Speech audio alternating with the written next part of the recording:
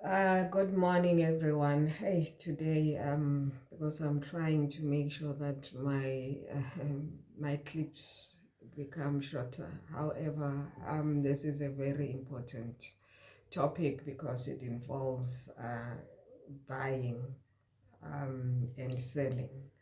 And especially now that we're going to December and a lot of people are going to get their 13th check, they are going to get their bonuses, and there's going to be sale or purchases of huge items.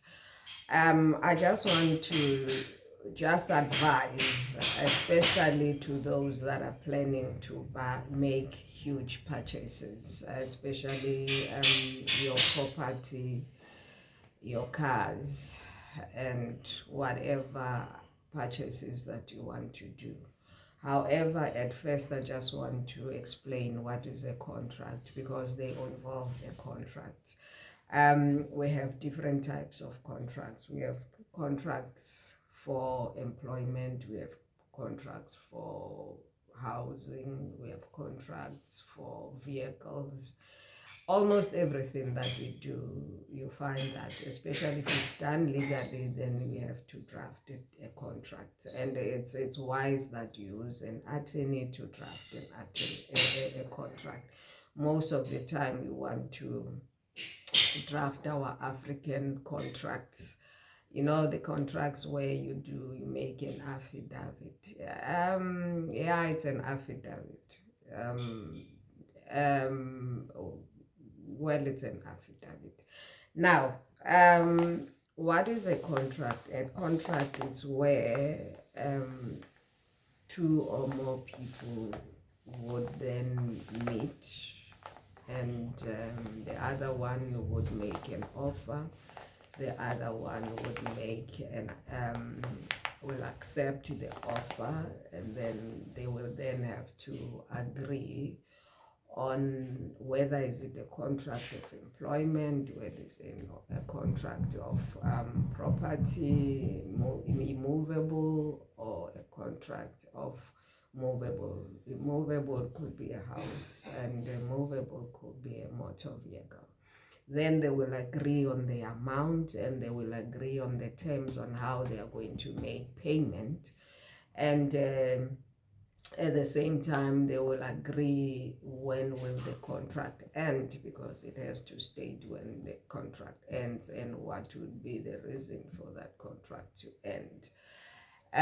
In most cases, we have our African way of doing things. You find that a person is being told that, there's a house that is sold at a particular place, and they go, especially in our locations and townships, because I'm talking about our African ways. I'm not talking about the ones buying in the suburbs. It's very difficult to dupe the ones in the suburbs. Mostly there would be estate agents involved. However, there might be some instances where people have been duped. So now we understand that there is a contract that has to be drafted, and people have to sign at the end with the date when it was signed, when the contract was entered into. So the names of the people that are involved in this sale, it has to be the seller's information. If they are married in community of property, then both of them, their names should appear. And if they are single, then that single person would appear. Then at the same time, you come to the purchasers. If they are married, then both the named parties need to appear that they are married in community of property. If it's single, then it's single, it's fine. Then they have to agree on what is it that they are entering into this contract for. So it could be, let's say it's a purchase of a property, of a movable house. In our African way of doing things, and it's always backfiring, because we're very quick.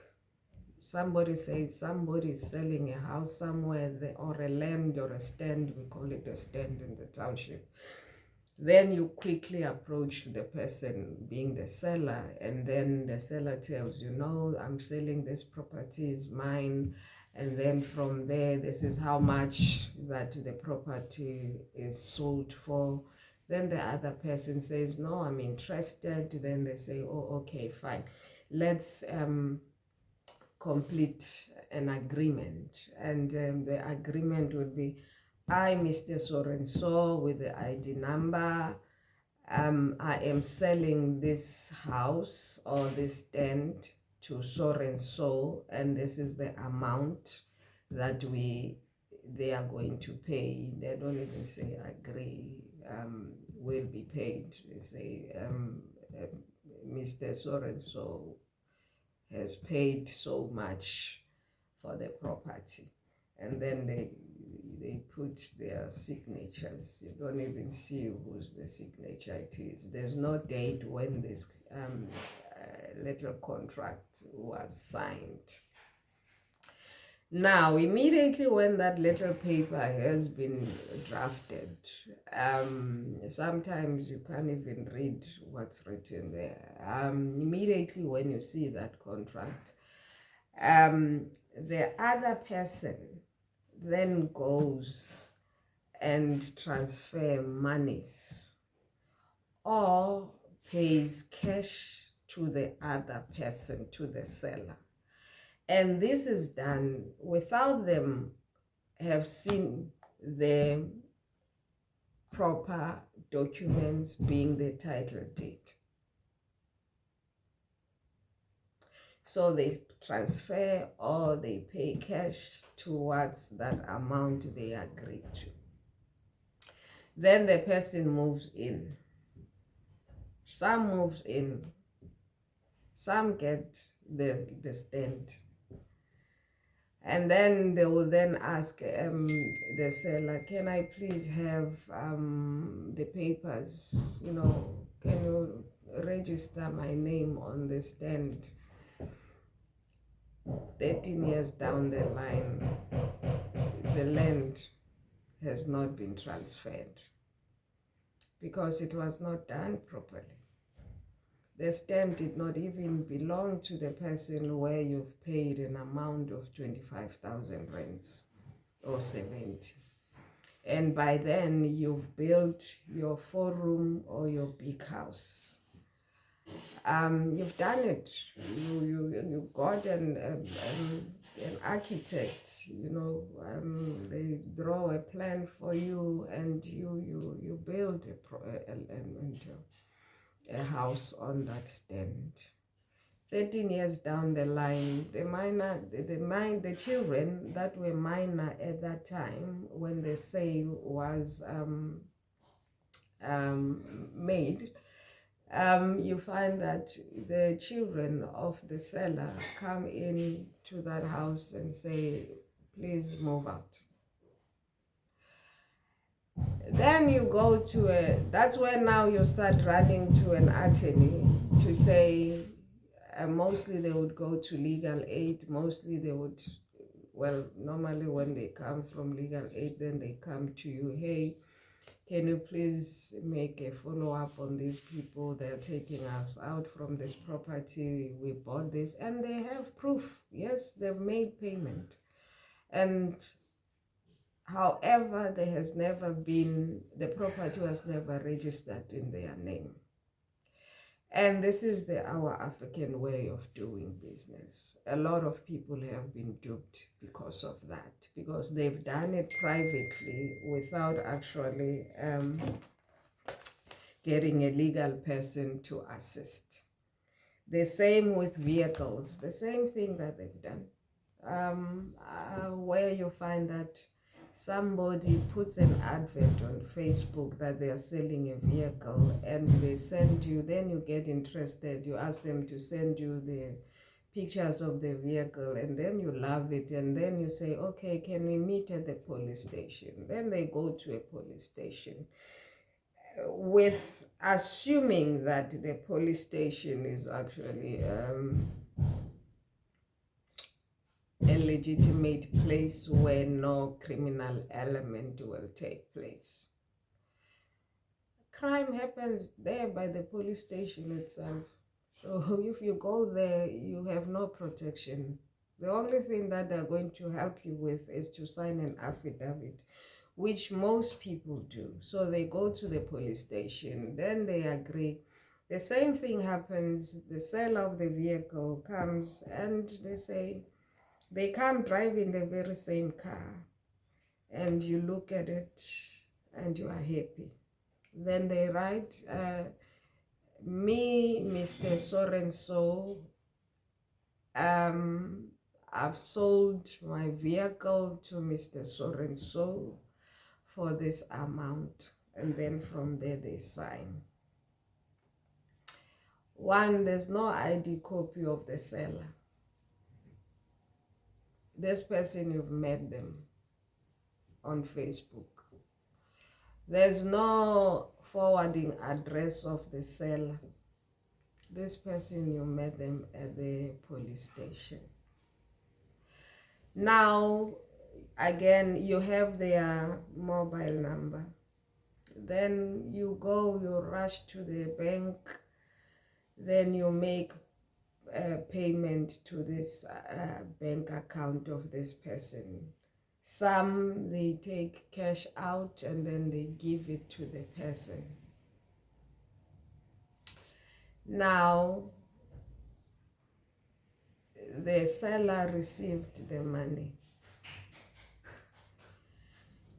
You're waiting for them to bring the motor vehicle to you. You try to contact them on their mobile number. The number doesn't exist. You go to their Facebook page. You no longer get this person. They are no longer responding to your text messages. They are no longer, actually, they are now ignoring you. And then from there, you try to trace, you can't find them. Because the agreement was done by the police station. And the police station was the address of the seller. So you have lost 70,000. And you don't even have the address of the person. Because you trusted the police station. And now you have that paper, which is an affidavit, which is not going to help you because the necessary information is not there. You've never been to the person's residence to make sure that they reside at that particular address. So you only had their mobile number, and now you can't find them. That is our African way of doing it.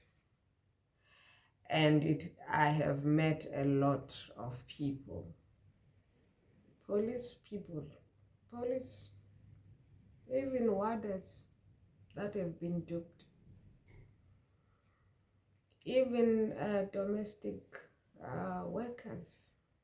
You find that they are working for a white family, and the white family decides that now they are leaving South Africa. Then they give you a lump sum, and then this woman, you find that she's so excited and she hears about a person that is selling a land, and they make that purchase. The examples that I've given you, it's examples that have happened, and you were not able to get hold of those people that they entered into those contracts with. So when you, because now it's going to be December, not long, when you are thinking of buying those making those huge purchases, please verify first make sure that the person that is selling you a stand, the stand is under their name. You have their ID copy, you have their title deed, because the stand, they will have to come with a title deed. Whether it is the ones that are from the Human Settlement Department, they have a title deed. Whether it's a property that is in, it has to be, our suburbs, the very same thing happens. It has to have a title deed, and you have to have their ID copies, and they have to have your ID copies. Now, you've entered into that agreement of sale of property, of immovable property. Never transfer money or make any payment directly to the seller. Whether it's a stand, whether it's a 4-roomed house, whether it's a big house, no, don't. Now, what you need to do, you need to go to the conveyancer. Conveyancers are the people that deal with transfer of property. So you go to their offices, you give them that little paper that you've drafted. Then you say, we are interested and we ask you to help us with the transfer of property.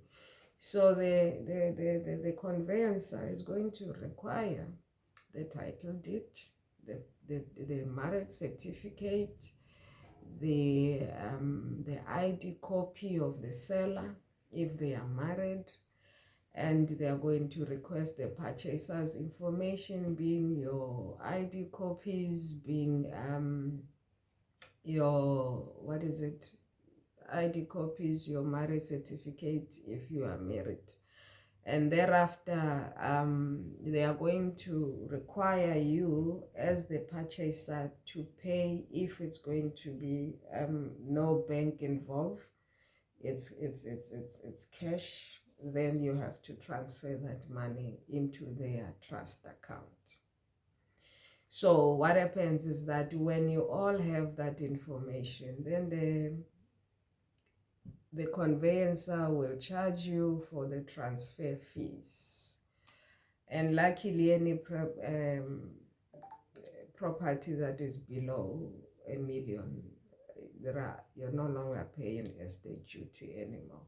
So what happens is that the conveyancer will then transfer the property into your name as a purchaser, and then you get the title deed. Now you know that you've got a legitimate document. Because upon registration of the property, on that very same day, those people need to vacate the property. They need to move. You've got a title deed. And when you've got a title deed, it's easy then to actually follow a legal route when the people refuse to vacate the property. You have protected yourself. Without these documents, there is no protection.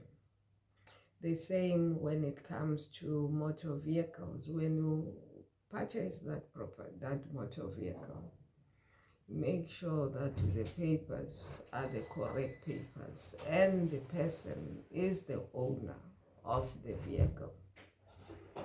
And those papers, you need to make sure on the day you make that, you go to the traffic department to actually make sure that this is the real person, the owner of the vehicle.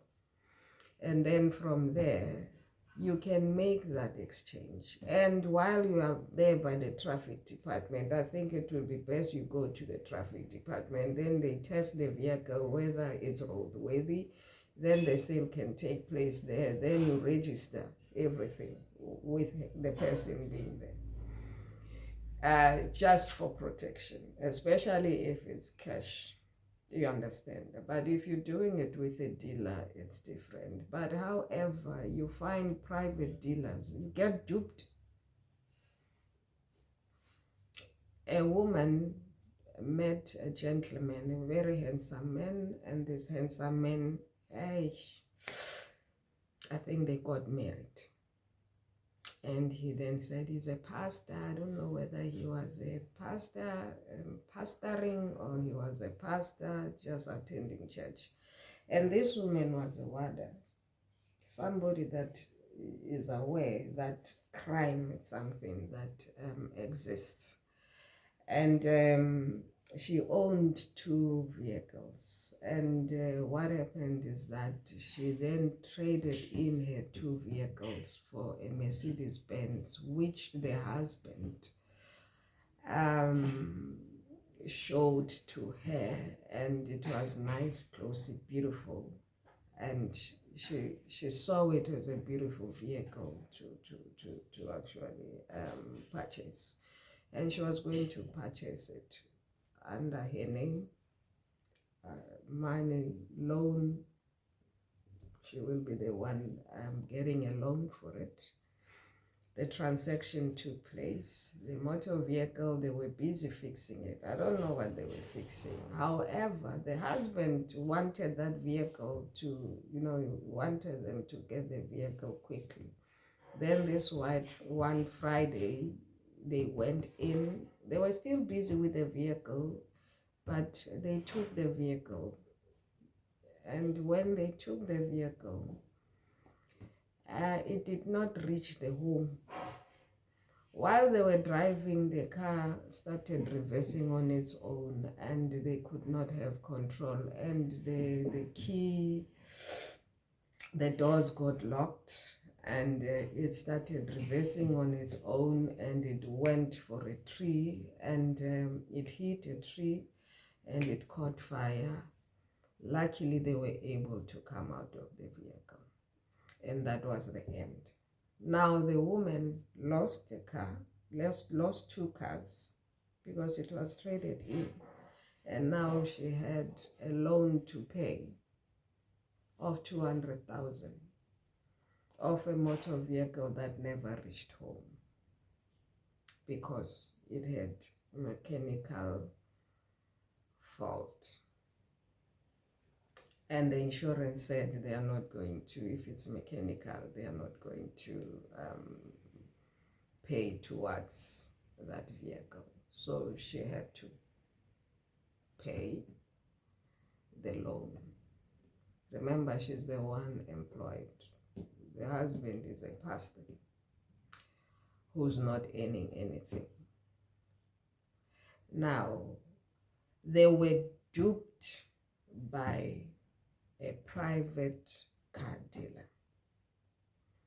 So be very careful. Even when you are buying from a private car dealer, you need to involve maybe AA, because before you take it, you can actually pay a certain amount. They go and inspect the vehicle, and then they tell you the condition of the vehicle. If it's not in a good condition, then you don't have to actually pay the money.